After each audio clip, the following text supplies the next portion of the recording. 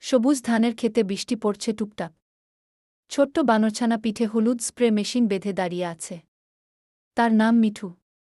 ছোট হলেও তার মনটা অনেক বড়। মিঠুর বাবা ছিলেন একজন পরিশ্রমী কৃষক।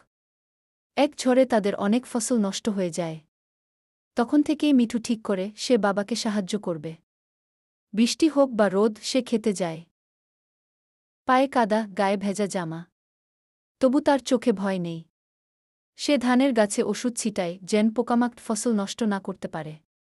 গ্রামের মানুষ অবাক হয়ে তার কাজ দেখে। মিঠু শুধু আজকের কথা ভাবে না। সে চায় একদিন বড় কৃষক হবে। নতুন পদ্ধতিতে চাষ করবে যাতে গ্রামের সবাই লাভবান হয়। সে পড়াশোনাও করে, কৃষি সম্পর্কে নতুন গান শিখছে। কয়েক মাস পর ধান পেকে সোনালি হয়ে ওঠে। মাঠ ভরে যায় হাসিতে।